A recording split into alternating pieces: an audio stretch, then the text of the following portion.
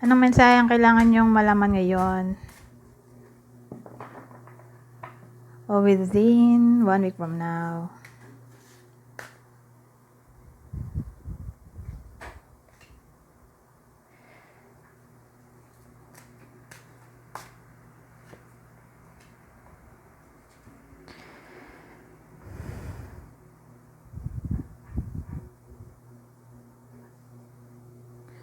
So, within 1 week from now.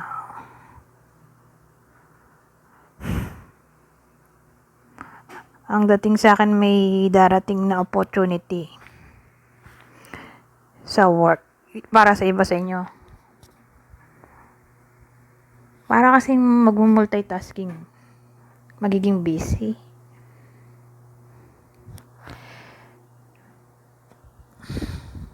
Magiging somewhat ambitious in a way na parang gusto niya ng something new.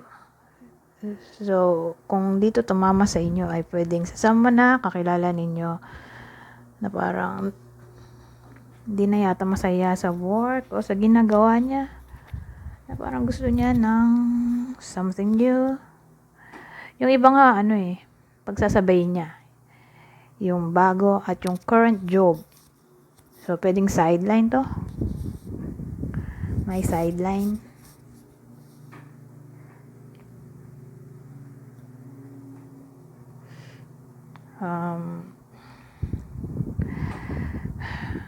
Yan, ibang senaryo.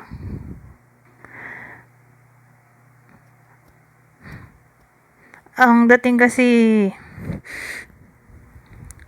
ayaw ng iba sa inyo na may nangingialam sa ginagawa niya. So, kahit tambak na siya ng trabaho, task,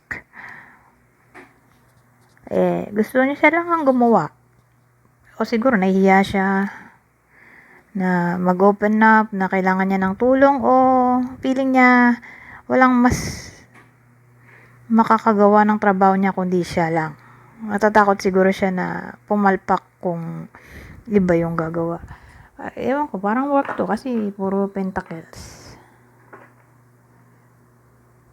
Ito yung new job, promotion naman yung iba. Ito multiple jobs.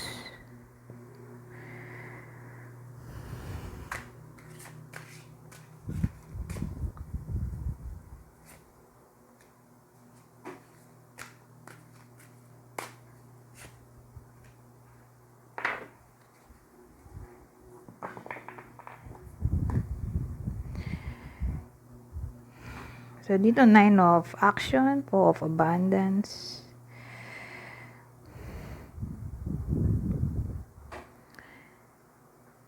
Kasi, maraming meaning to. Yung iba, di ba, pagiging strong, courageous, hindi pag-give up easily.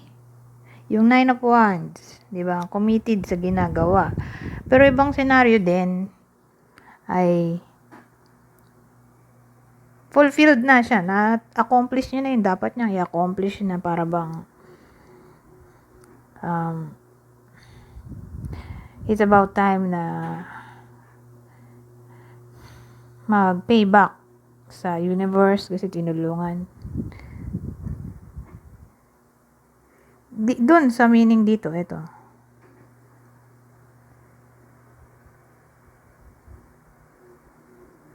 Kaya lang nga, sabihin natin yung iba sa inyo, may nangyaring maganda sa buhay nila.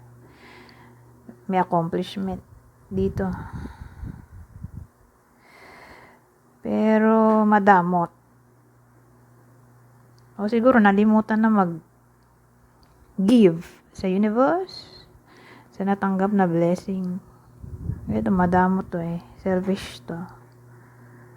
O pwedeng yung natanggap dito na parang accomplishment, reward, award, recognition, promotion. Basta yung pera mo kung isi-save niya dito sa bangko. Parang gusto niya lang attention sa kanya lang. So, maraming possible scenario dito. O, pwede rin namang ibang scenario ulit. Nag-hold on pa rin sa someone sa past. Hindi ma-let go sa combination na to. Possessive pa rin. Hindi nag-give up eh. Kahit mukhang wala ng pag-asa. Sabihin natin may third party. Hirap pa rin mag-move on.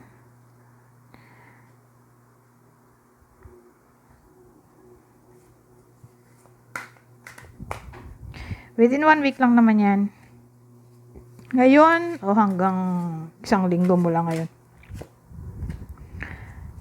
Ito naman, 2 of Cups, tapos 7 of Cups. Marami tayong possible scenario ulit. Ito kasi pwede ring manifestation.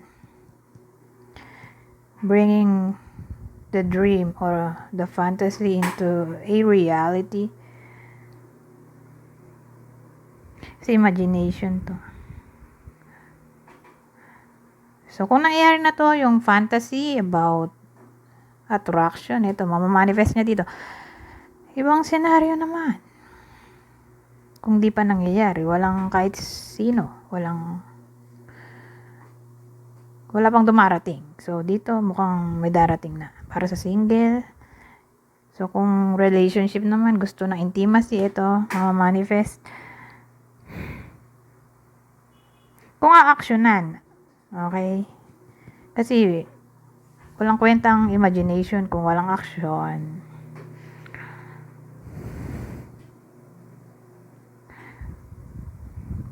O sabihin natin yung problem dito sa relationship. Kailangan nang harapin, wag na takbuhan. Ibang senaryo ulit. Halimbawa, yung iba sa inyo, maraming option.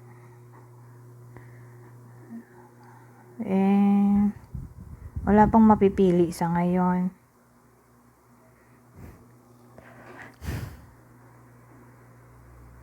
O yan. Ito last na.